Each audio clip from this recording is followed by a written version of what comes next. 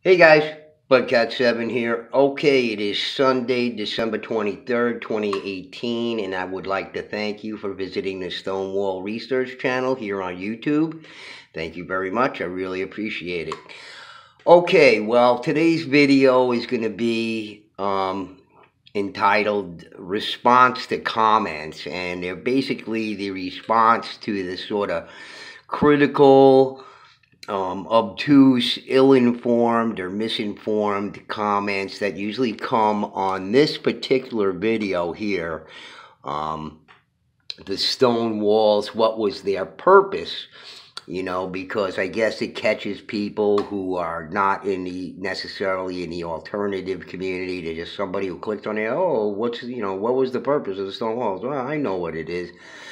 So I just want to respond to a couple of comments here and sort of clarify, my position again and what the channel is about, really, and just go over a few things here so we can set the record straight. So I usually get these comments on here, what was their purpose, and I'll just go through a couple of the comments that I can remember off the top of my head, because I don't keep them around because it's not adding to anything. They're not providing us with some alternative information or mainstream stuff. And by the way, 95% of my research is using mainstream academia's information. Okay, I'm not going by alternative researchers' books, Michael Cremo, Graham Hancock, whoever it is, even Jim Vieira and Hugh Newman, or even Barbara DeLong. I don't mention them much, except that, I know of their work. But I use mainstream academia's stuff because I'm catching them where they put their foot in their mouth. Okay, and that's the whole purpose of it. And, that was also the purpose of C.W. Ceram's book, The First American, okay, to tell us about the suppressed archaeological information, the ignored stuff and the suppressed stuff. This is what Ceram is all about, and this is what his book is all about, and that's what I'm all about, okay? So anyway, recalling one comment was a fellow who came from another channel who I subscribed to. He came over to my channel and he told me in a comment that he was skeptical, he had a healthy skepticism of my research, and one of the reasons why was because, you see, he writes this in his comment, that his grandfather was a union bricklayer, and he could lay bricks faster than anybody, and, greater than the union requirements suggested, etc., etc. So I said, oh yeah, your grandfather was a union bricklayer and he could lay brick faster than anybody. So, notion was, I guess, that he could build these stone walls lickety-split, and it would be no problem whatsoever for him. So I said, did you ever hear of a guy called Kevin Gardner? That's this fellow right here. Kevin Gardner, all right? See those stones behind him, the stone wall behind him? That's massive there, okay? He wrote this book, okay, The Granite Kiss, all right? This is not a mainstream history book on the stone walls, and neither is it an alternative history on the stone walls. This is a how-to book, okay?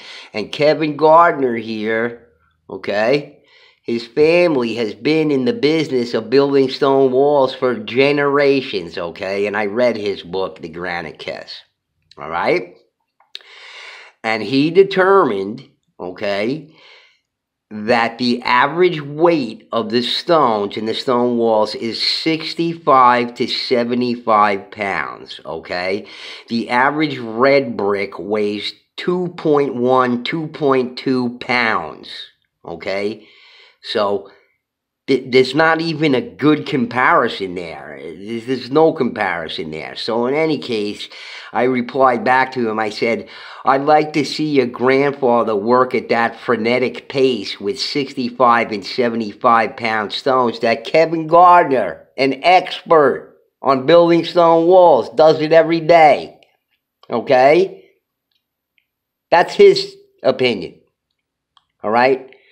Not somebody sitting in a college office or whatever it is, even Robert Thorson who goes out into the field and picks up a stone or whatever it is. Here, look, here's me, okay? Here's me in this video, okay? Trying to pick up a stone off the stone wall. I was a bodybuilder. I'm still pretty damn strong, okay? Watch me pick up this stone over here.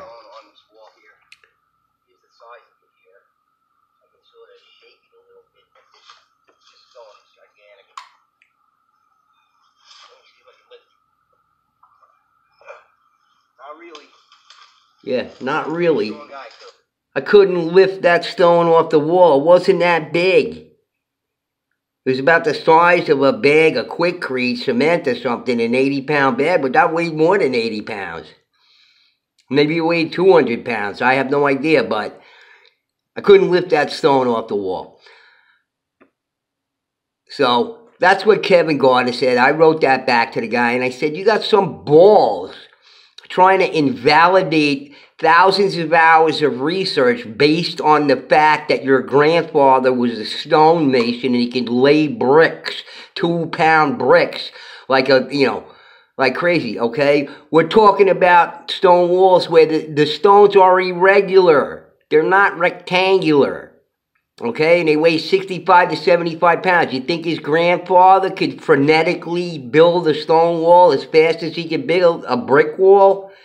There's no comparison there, okay?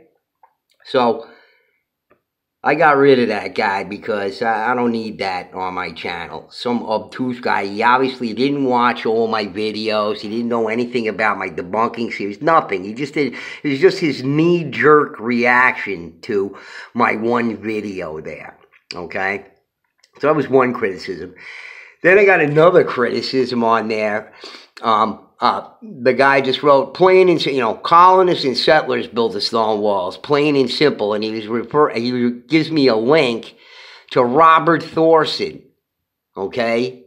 The guy that I did in 9 videos of my debunking mainstream history, which is this playlist right here, okay? First video has a couple thousand views, all right? In 9 videos, I go over a whole debunking of Robert Thorson, okay? He starts out his book with a fraud, with a lie. He said that there was documented evidence of a stone wall being built at the Popham Colony in 1607, okay? And I proceeded from that point to put in maybe, I don't know, 50 hours of research on a Popham Colony. First of all, the Popham Colony didn't even exist. It was a phony. It was a scam. It was a money scam. Never existed, okay? I did all the research on it. They don't have any evidence of that colony even being there. And the little bit that they do, that is like nothing. And it's a bit dubious, okay? This shows the Popham Colony as a star fort here, made from some map or whatever. You could go on Google Earth. There's no evidence of this. They did archaeological research. They didn't find one stone from this star fort, okay? This is baloney. Baloney story, okay? And I proved it because I did all the research on it, okay? Robert Thorson is a fraud, okay? There is no documented evidence. And I figured out why he said what he is. He did it by association. Since there's some documented evidence of the Popham Colony, therefore there's documented evidence of a stone wall being built there. It's nonsense. His whole contention is nonsense, and in 9 videos, I go over the whole thing, okay? I go over all that stuff. Hit the like because that helps with the search. So, in any case, so that was another guy that I had to get rid of because he didn't know what he was talking about. He watched the one video like all these people do. They watch the one video, okay? It's a research channel. I'm sure these people think they're extremely smart, they're intellectuals or whatever. Can you possibly think you could glean what it is that I'm trying to say with my research by watching one video? Well, that's not very smart, okay? So, in any case, I got one just recently, I guess it was today or yesterday, whatever, where a fella from across the pond over there, I guess, either down, down under or across the pond, because he says cheers at the end of his comment. But he writes in his comment this: it was simple, he can assure me that it was just, colonists and settlers similar to that in Ireland and all this. I did the research there too, on the walls built in Ireland and on the deforestation in Ireland, okay? They're not sure who built the stone walls in Ireland. That's mainstream academia, okay? And I don't care what mainstream academia says. I just went through this whole thing with C.W. Ceram's book where he's saying they're suppressing stuff and ignoring stuff, okay? Why would I take their word for anything? All right, so he says, he can assure me it's just, colonists and settlers. And then why would pre-Columbian peoples build, walls for livestock? Well, back to Kevin Gardner again. Kevin Gardner says in his book that the walls are all runty walls. And they're, many of the walls in Mallory and everything were only like 2 foot high. You're not keeping livestock in there unless you erect a wood fence on top of that, which people did, okay? But Kevin Gardner said the walls were runty. And then I told this guy that, there's no openings in the walls. And you can hear it in Barbara DeLong's video, Secrets of the Stone. She mentions it too. In many of the walled areas, there's no openings in the wall. You're telling me you're going to build a walled-in area with no opening for your livestock to come in and out? It's obviously not for livestock. Okay, it's for something else, okay? And I go into that, because of my engineering background. I go into that. But, so anyway, this guy says, well, he's looking on Google Earth and he's tracing out the stone walls. Well, what he intends to prove by tracing out the stone walls, I have no idea. Can you tell who built them? Or is he trying for... He didn't explain himself or anything. He didn't mention any stuff he read. He didn't mention anything, okay? And... as far as the LiDAR image, you said, I came back to him and said, as far as Google Earth is concerned, you can't see it, okay? And that's what mainstream says. That's not just what I say, okay? They can't be seen, and there's several reasons why. But let me just read this one little article to you here, okay? Images, Lost New England Archaeology Site, revealed in LiDAR photos, okay? Let me just read a little bit this to you. It's very short, okay? Examination of airborne scans using light detection and ranging of 3 New England towns have revealed networks of old stone walls, building foundations, old roads, dams, and other features, many which long were forgotten.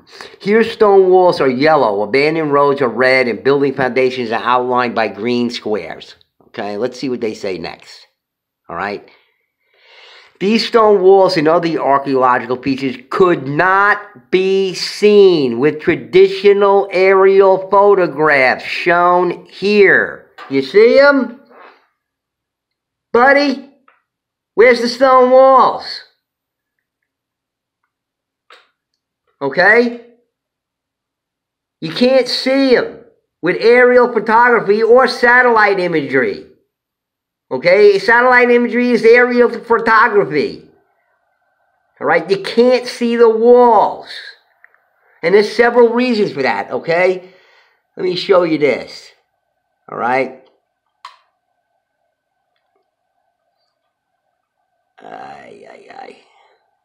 Okay. Here we go. Here's a video from my Mallory site, okay? And I'm showing you an area here where there's an opening in the walls, which Barbara DeLong says in her video that many of the wall do not have openings in it. But in the Mallory site, there were several openings in the wall. I wanted to show you one. You see it? Can you see it? I'm trying to show you the opening here. All right? I'm standing right next to it and you can't see it. This is early spring, all right? There's just new little leaves on the bramble in there and whatnot. Okay? So, That's one of the issues with it, okay, is the growth. Okay, yes, in forest areas, it's easy to see in the winter time, in the winter months. But even with these high, dense growth areas or whatever, you can't see the walls. Where there's brambles and bushes around it and growing for the whole length of some of these walls. I mean, you can't even see them. Even in the winter time, there's just too much growth around them to see anything. Okay? That's one reason why. Okay, another reason why, and I'm not showing you the video here, but at Mallory there, just like at Mallory, they cannibalized the stone walls. So there's just traces of stone walls there. Be very easy to miss with aerial photography. And the third reason why is stone walls have been removed, completely removed. So if you're going to get a full accounting of where all the stone walls, it's impossible. It's not possible to do it with Google Earth or aerial photography. It has to be done with LiDAR. This guy said, well, I don't use LiDAR. You don't use LiDAR? I bet you don't, because it costs thousands and thousands of dollars. To map all the stone, 240 plus thousand miles of stone walls in the North America here, it would take millions of dollars, okay, to do LiDAR imaging of it. And that's why it's not done. Okay, so some people are going to say, well, why do you take the mainstream academics' word for it? You know, you're all suspicious of them and everything. Well, I'm not exactly taking their word for it, but I am taking the word of commercial real estate companies and land surveyors, okay, because they're not interested in the history of the stone walls. They don't care about that. What they care about is making a living, making money, okay? And that's what they need to use when they're doing boundaries and selling property and all that kind of stuff. They have to use LiDAR. They're not using aerial photography. They could. Well, don't you think they would? It's a lot cheaper. Okay? They're about business. They're about making money. They're not going to waste money on stuff that they know is not going to show them anything. So, you know, this guy was just talking out of his ass. He had no idea, he's done none of the research. He said, well, what would the pre-Columbian people need to keep livestock for? They didn't have any livestock here to keep. Well, if you did your research and you know about the original peoples here in North America, then you would know that they did keep livestock. They did keep livestock. It has nothing to do with the stone walls, but they did keep livestock. They kept wild turkeys. Almost every single tribe in the United States kept wild turkeys. Real easy to keep them. You know how you keep them? You throw some food on the ground. That's how you keep them, and they stick around. Okay? My buddy there in Vermont, Jimmy the Paleo Mountain Man, has wild turkeys on his property. Okay? That's his, that he keeps. All he does is throw food out, and they hang around. That's it. You don't need a pen to pen them up. Okay? And as far as the runty walls and everything, what are you keeping in runty walls? I can step right over it, so can any animal. Sheep and goats are natural-born rock climbers, right? You know, you've seen the bighorn sheep, right? Boy, they can scale a sheer cliff on a mountain. Okay? So don't give me this crap to keeping livestock in there. You know, again, this guy didn't watch any of my videos. He said, oh, let me look at this guy. Well, I'm just going to invalidate all your research based on my no knowledge of anything. My state-approved bullshit education that's basically, like Saram says, where they're suppressing stuff and ignoring stuff that should be told. Right? So I don't give a flying F what mainstream says about anything, okay? You know, if they told me the sky was blue, I'd say, wait a second, let me check, okay? Because I don't believe them about anything, and Saram wrote a couple of books that said, don't believe them. They're suppressing stuff, okay? So, you know, I don't know whether these people go from instinct or, you know, they just, you know, they want to believe whatever they believe or, you know, I have no idea, okay? But I think they suffer from what they call Dunning-Kruger syndrome. You know, where people of low ability, you know, think they're smarter than they really are. Let me read you what that is. In the field of psychology, the Dunning-Kruger effect is a cognitive bias in which people of low ability have illusory superiority and mistakenly assess their cognitive ability as greater than it is. The cognitive bias of illusory superiority comes from the inability of low ability people to recognize their lack of ability. Without the self-awareness of metacognition, low ability people cannot objectively evaluate their actual competence or incompetence. Okay? Well, I don't have to worry about that because when I was a kid, I had special tutorage, okay? I had a special academic program at school for advanced students. I read Shakespeare and did advanced mathematics in the library where the rest of the kids were doing the regular stuff, okay? Don't take my Brooklyn, New York accent for me being a dummy or something like that because I'm far from it, okay? I was Dean's List and Honors List in college, okay? Because you're not dealing with a dummy here. Okay, I do my research. I spend 6 days of the week in a library. That's all I do. I don't watch TV. I don't do anything else. Okay, I spend all my time researching this so I know what I'm talking about. Okay, and these people who leave comments, they're clueless. Completely clueless. Okay, so... You know, you think you have balls to come to my channel and invalidate my thousands and thousands of hours of research based on what? You know, your grandfather, your state-approved crappy education, Robert Thorson's book, which is a piece of crap. You throw that right in the garbage. And I even gave the guy credit for doing good research, okay? He did do good research. It's just his premise is wrong, you see? And as far as mainstream academia, I go through this in my video, prove it. Because everyone's like, well, you gotta prove it, you gotta prove it. And being on the radio on Coast to Coast with Dr. Ken Fader from Connecticut, another jerk, okay, who thinks he has knowledge where he doesn't have any knowledge, okay, and he doesn't know what he's talking about, okay. What you can possibly know is what they know, and in my video here, prove it, okay. I take the expert in New York State, and I just totally destroy him, okay, because the archaeology goes like this. It's probably, possibly, maybe this, maybe that. Well, I'm sorry, that's not knowing. That's not knowledge. Probably this and possibly that is not knowing. Okay? It's not fact. Okay? They know very little about the people we here in the past, if anything. Okay? So don't give me this crap, you know, I gotta prove stuff or whatever. You prove it. That's what my video here, Prove It, is all about. You prove what you know. What you know is what these guys know. Well, it's possibly this, and it's probably that, and it may be this, and it could be that, and it's interpreted like this. You know, that's what they know. That's not knowing. All right? So, you can take your mainstream academic bullshit, and you can throw it right in the friggin' garbage or the toilet where it belongs. Okay? Because they don't know what they're talking about, and they're suppressing it. In my video on Galena, I look at a contemporary article, okay, about Galena, right? The genocide. This is a contemporary article. Genocide, mysterious ancient culture, right? These people, they don't mention Frank Hibben. They don't mention Harold S. Gladwin, the people who found this stuff originally on this. Don't you think they know it? Don't, look, that's what I'm saying in my video there. There's no mention of these people.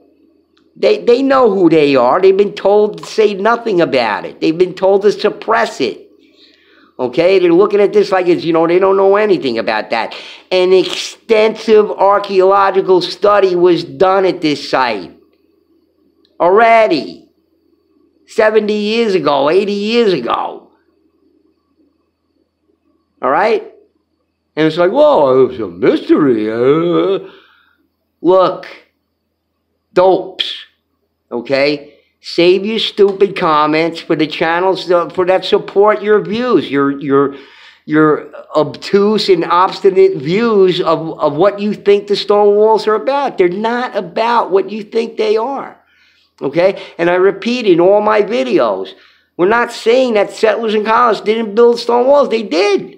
The best ones, but not the primitive ones in the middle of nowhere.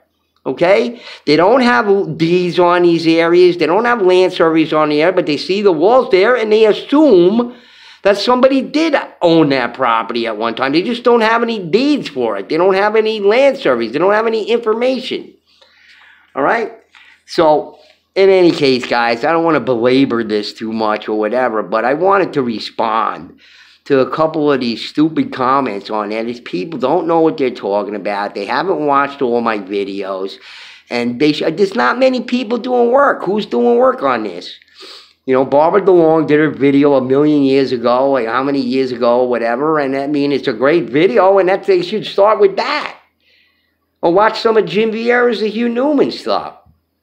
Okay? You don't want to watch that stuff. Okay? But I'm one of the only few people who's doing it right now. Okay? And I'm not sitting in a chair in my basement or my office or whatever it is, looking at pictures or whatever. That's me. I'm there, baby. All right?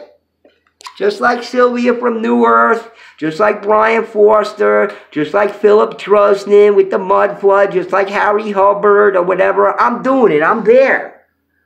Where are you? Sitting on your big fat ass at home in front of your computer looking at pictures? Okay, so whatever, guys. All right, so I'm just going to can it there. I got whatever I needed to get off my chest. I don't even think I did a super job of it. But in any case, I had originally planned to do news, archaeological news that related to the videos on my channel. But I'll do it next week at a sort of an end of the year kind of thing. I might even turn it into a regular thing, you know, SWR News. And we'll cover archaeological news related to this research and other research or whatever. And maybe I'll make it a live segment. I don't know. But I'd like to start doing some news segments because I read these articles that relate to the research that I do. And I'm like, well, what the heck is this stuff, you know?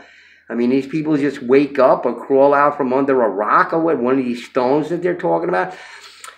Okay, guys, anyway, I'm going to do another video also on Christmas Eve. I'm going to go see my friend, the O-Cat, and he's going to wish you a meowy Christmas. My friend of my guys there. All right, guys, anyway, Budcat7 signing out. I'll see you at the next video. Peace.